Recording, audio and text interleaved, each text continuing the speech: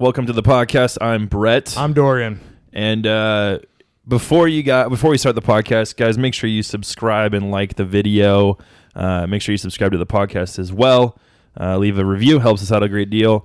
We got some nerd news for you. What do we got today, Dorian? So what we're going to be talking about today is we're going to be talking about Joker in the Snyder Cut, George Lucas's original plan for the sequel trilogy, Ghost of Tsushima, and the Legends, and also possible update on a sequel. Maybe not. But first things first, let's talk about something near and dear to your heart. It's morphin' time. Those kids that have those magical space powers here. Yeah. So there's a little bit of Power Rangers news this last week, and it's been reported that since Hasbro acquired Power Rangers, that they were going to basically reboot the reboot. So there was a Power Rangers reboot movie. Yeah, 2017. Yep. Decent movie, Yeah. I mean, not amazing, but decent. It didn't perform as well as they wanted, so and I'm sure there was other things going on behind the scenes, like they were going to get ready to sell all that stuff, and so there were plans for a sequel for that movie, and actually a couple movies after that, but then they sold to Hasbro. Hasbro has this production company, I think it's called E1. I can't remember the name of the production company that they acquired as well, and so they hired a guy to basically be the Kevin Feige of Power Rangers. And oversee not only the film adaptations but the TV adaptations as well. Right. So there's rumors there could be a shared universe between movies and TV. I don't really see that happening at all.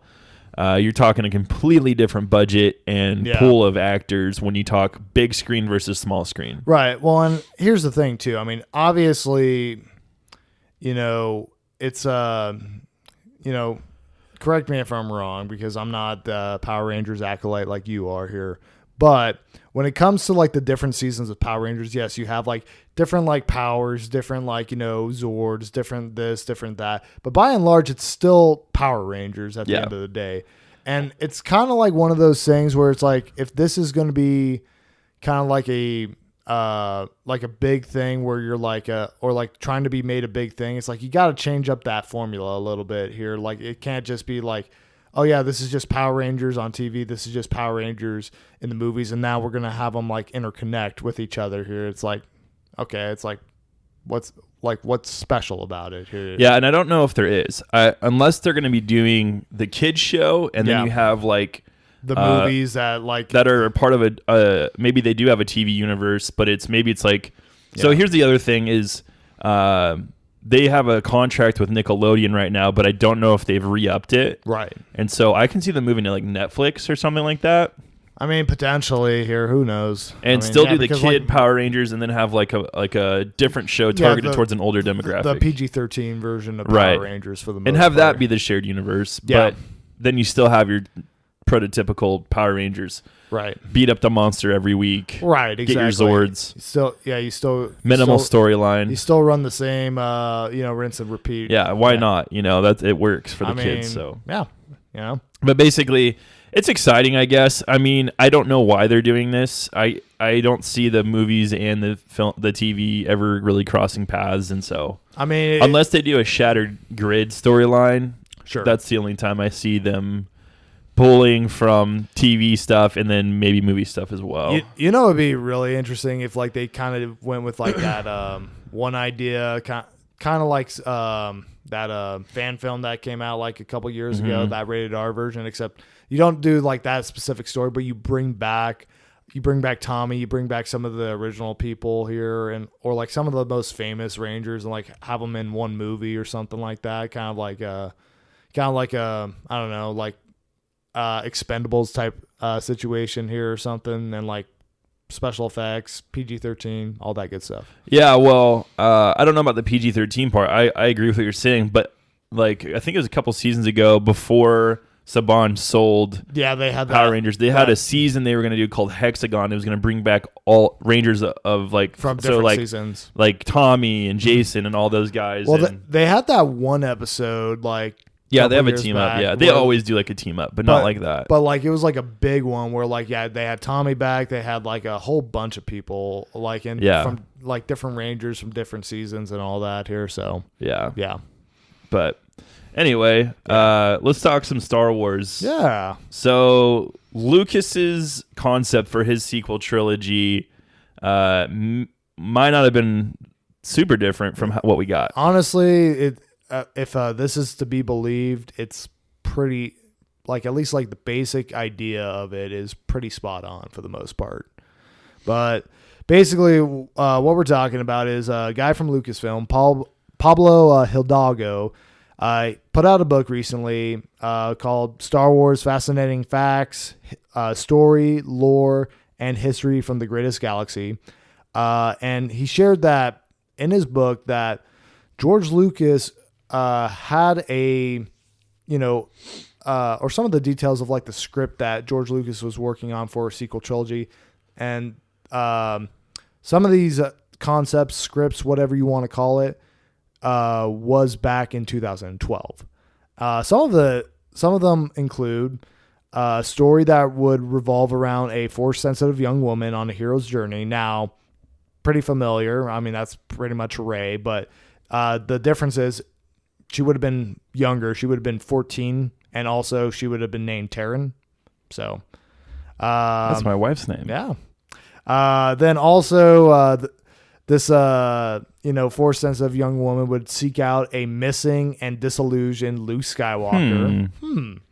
And also killing off Luke Skywalker around like the episode 8 mark would have been a major plot point for the story. And yeah, so for all the people who want to hate on Rian Johnson, Kathleen Kennedy, you might have to lay some blame at George Lucas's feet a little bit here. Especially if you're mad about him killing Luke Skywalker. Right, especially if the movie itself, you could be mad about the execution, you could be mad about the writing, whatever. There's a lot of issues you can take with that specific way, but I mean, I think definitely even like Luke's character, you could like lay at George Lucas's feet just because. If this is true, yeah. If it is true, yes. I mean, just because it's disillusioned Jedi Master that's missing that, the young woman has to go and find here. So, but that being said, at the end of the day, you still can't blame him like too much just because it's all about execution at the end of it here. Like if you have like, better execution on, plot points and whatever, because an idea on paper could sound like great or terrible here until like it actually manifests into like something here. True. So, yeah. In the same vein, we have some Mandalorian, a little bit of Mandalorian news. They got a new TV spot, which honestly doesn't really show anything. Nothing super new. In the trailer, I don't think. But I think what's kind of weird is that we haven't really gotten a second trailer. Like we had the first one. Yeah. And then this one was like a minute long. It was called like a first look, right? Which wasn't really a first look at anything. It just chopped up the old trailer and the old TV spot we had. I think we had like maybe just a couple of seconds of like maybe new footage. Maybe, there, even that, like a couple of shots of like just scenes that we already knew that were taking place for the most part. Yeah. But I don't know. I'm not really that surprised that we don't have a new trailer, like, all this here. I mean, I think it's just, they already, they like showed us this trailer like about a month, 6 weeks ago here. Yeah, the main trailer, I want to say it was about a month. Yeah, and then they got the TV spot and then another TV spot. Yeah, I mean, I think that's just the way that TV does it. Usually, like Game of Thrones, like when it was airing, they would only have like about like one trailer or like sometimes maybe two, if even that, like before the season would release. But by and large, like from what I've seen, it's like, yeah, even Stranger Things, I think you'd only get like one trailer like about a month or 6 weeks before the show premiered. I think I'm just more concerned, I guess would be the word that there's no.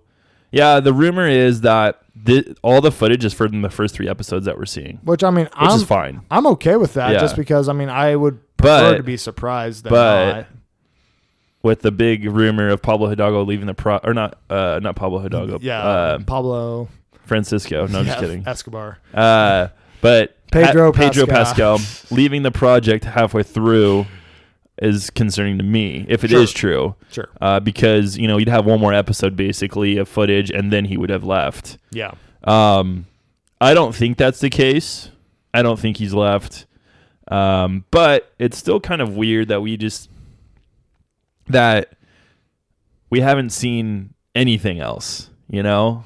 I like it when people play their cards close to the vest, but I do too. You should have shown us something to get us like excited for it coming out this week, basically. Yeah, I mean, who knows this, because we're recording on Friday, and you know it'll be Monday, and later this upcoming week, this upcoming Friday will be the first episode. So we could see possibly a big push from Disney in terms of like, you know, actually promoting this show here. We'll see. Yeah. And then Willow's getting a sequel. In case that was on your radar. I probably wasn't. I mean, like, you know, millions of people rejoiced. Yeah, so it's coming to Disney Plus, which we've heard about this before here, but now it's like officially, like, I guess, like ramping up production, green lit, so to speak. It's going to be a series as opposed to a movie. It's also going to bring back Warwick Davis and Ron Howard, who was the original director, but he's not going to be the director of probably this one. Producer. Probably producer is what I'm thinking. I don't think they really specified like what he's going to be. Can we please just try to stop reviving like everything and just creativity's dead, Dorian. They have to do something. Apparently, I mean, my gosh, it's like, I mean, I get it. This movie was the closest thing to Lord of the Rings and Game of Thrones before we had it. You know, it was like that's what it was for the 80s for the most part. But it's like this was a product of its time. It's been like overshadowed by Lord of the Rings and Game of Thrones in terms of like, you know, this essentially like the fantasy standard and all that. Right. So I think it's one of those things where its time has come and gone. You just got to let it be, man. Yeah. I'm not really excited about this project. I know a lot of people like this series, or not series, but movie, and so the series is a big deal to them. Really? I've talked to people already about this that knew about it, and they're not like, okay. Yeah, I was like, oh, okay. I don't think I've ever seen all of the movie. I've seen parts of it. I mean, granted, like when I first watched this movie, I was, I don't know, I want to say like maybe 14, 15, maybe even 16 at the time, and I already had watched Lord of the Rings, and I was just watching this. I'm like, dang, they were really trying to be something that wasn't as like big as Lord of the Rings here, you know. But I'm like, okay, yeah. I mean, I guess, you know, can appreciate Val, you know, and all that. Kilmer, yeah. But yeah, it's, I mean, my gosh, it's like how many things from the 80s have we revived and they've kind of like came and went. They've fizzled out. Like Total Recall got a reboot, Terminator, Rambo. Dark Crystal even got a sequel type like thing. A Netflix show that is already canceled here. So I don't know what they're doing, man. I mean, it's like, come on. Yeah. Something else that's interesting is the Joker is going to be in the Snyder Cut. Yeah, and you know, like not like not Joaquin Phoenix's Joker, but Jared Leto. Yeah. So it's basically so he's going to be a part of the reshoots. And one thing that I didn't realize, apparently Gal Gadot, Henry Cavill, and Ben Affleck are also involved in the reshoots for I this thought Henry too. Cavill wasn't going to be. Yeah, because that worked so well on the first cut of Justice League here. But no, apparently he is here. I mean, I wonder how much footage it actually is though, because it sounds like it's going to be a completely different movie. Yeah, no, like exactly, and yeah, I mean, well, and the fact that I don't know if we talked about this on this podcast, but like apparently the length of this thing is going to be 4 hours long. It's going to be released like on HBO Max, like. You know, I guess like over the course of like 4 weeks, like an hour a week or something along those lines. That's odd. Yeah. And so it's like a mini series basically. Well, it's like, okay, so when this whole project got canned in the first place, if this is like Zack Snyder's vision, like originally, it's like, okay, yeah, this is way too long here, you know? Like why would we ever put out a movie this long here? But it's probably I don't know. It could be just due to the fact that he's like now he can really do what he wants. Do what he wants here, essentially. Which that's a very scary thought in my book. Yeah, he hasn't put anything out that I'm really like, oh, that's really good. No, I mean, like I would say the best thing that he put out was probably 300, and even that I'm like, and for me, it's probably more Man of Steel. I actually really like that movie. I mean, Man of Steel is actually a pretty decent movie. I mean, you can make the argument that like Superman isn't like very Superman and it doesn't have like a very Superman like tone. Yeah, it's definitely different. It's definitely a darker tone, but I mean, I enjoyed it for what it was, but no, it's and now you're going and you're putting in like arguably the worst Joker that we ever got here. I mean, granted, here's the thing. Jared Leto, not a bad actor, and yes, we only got like 5 minutes of him in Suicide Squad, which apparently there was more, but the thing is like I'm not really sure I wanted to see much more of him. I think I really wasn't like that big of a fan of what I saw. It seemed like he was trying to channel that Jim Carrey energy like with him here. A little bit. Yeah, I'm kind of wondering how they're going to work him in. So yeah, that's the only thing I'm really interested in. I'm not going to pick up HBO Max for this. Maybe once. I think I'll probably touch on it if someone else gets HBO Max and watch it. Gee, but, I wonder who here. Yeah. But if they do like the release the Green Lantern series and all that stuff around the same time, then maybe I'll pick up a couple weeks of it or a month of it. Well, because I think it's supposed to come out like spring. I want to say like early 2021, like maybe February, maybe March or something like that. I don't know. I don't know. I forget exactly when, but yeah. So. Yeah. Michael B. Jordan's still in that superhero game with. Yep, he sure is. He's going to be producing Static Shock, the movie. Mm-hmm. For those of you who don't know who Static Shock is, he was pretty big. He had a cartoon series in the early 2000s, which actually I was a fan of. Yeah. I liked it. And it's basically, coming of age story for this young man named Virgil Hawkins. Yeah. He can produce electricity. That's his ability. And so yeah, I would say interesting that they're going to be doing a movie about him. I would say this is probably maybe like the closest thing you have to like DC's like Peter Parker, Miles Morales. Yeah. I mean, kid that gets superpowers. He's in high school. He's dealing with like, just the regular high school,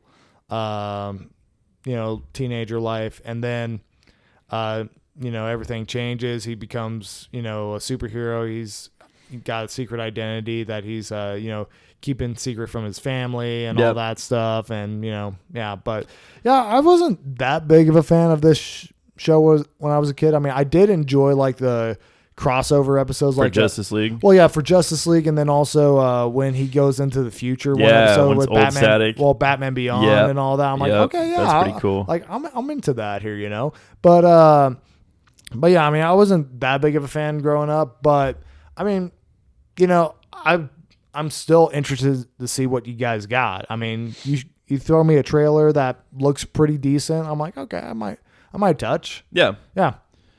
All right, let's talk about some gaming information, some news. Ghost of Tsushima. You got it. I got it, kind of. In my brain, it was not going to work. Ghost of Tsushima. I came up a easy way for you to remember here. All right. Okay. So when your mom asks you, what you want for dinner, you say, "I want sushi, ma." Okay. That's it. Sushi, ma. Yeah. There's a sequel in the works, which makes sense because it's a pretty successful game. I mean, possibly. Possibly. I mean, basically, what's going on is Sucker Punch is hiring for a narrative writer, and it's specifically for stories in feudal Japan. Now, obviously, what could that be? Obviously, comment below. Yeah, obviously, this is going to be Ghost of Tsushima related here. I mean, I'd kind of be really surprised if they got like another game that they're developing that's feudal Japan that's not related to Ghost of Tsushima. That being said, be a really like niche market. It's like, we're gonna just target like feudal Japan everything. Yep, exactly. Like we're gonna have our feudal Japan shooter, we're gonna have our feudal Japan RPG, all that stuff. But but with this, I mean, it could possibly be DLC. I mean, they did just release the Legends update, which does have some story missions to it. So they could be like prepping for like a couple of, or trying to develop some story missions down the line for that. But honestly, I wouldn't be super surprised if this was if they're already, starting to work on the sequel, just because, for one, this game sold like gangbusters, and two, Sony has a new console on the way and they need bangers on it. So they do? Interesting. Yeah. Yeah, no, I agree. It makes sense. It's probably going to be a couple years before we even hear anything about it. I'm thinking probably like at least 3 years out, if not more so. Yeah. We got our first look at young Nathan Drake from the Uncharted movie. Yeah. Which is played by Peter Parker. Tobey Maguire? Andrew Garfield? Tom Holland is playing young Nathan Drake. I don't really know where I didn't play this series very much. I know a lot of people love it, or like it. Yeah. I don't know. Yeah, but he definitely looks like a young Nathan Drake. He definitely does. I mean, they're definitely pulling from how he looks in an Uncharted 3. The white shirt and all that here, and kind of looks like he's in a desert setting.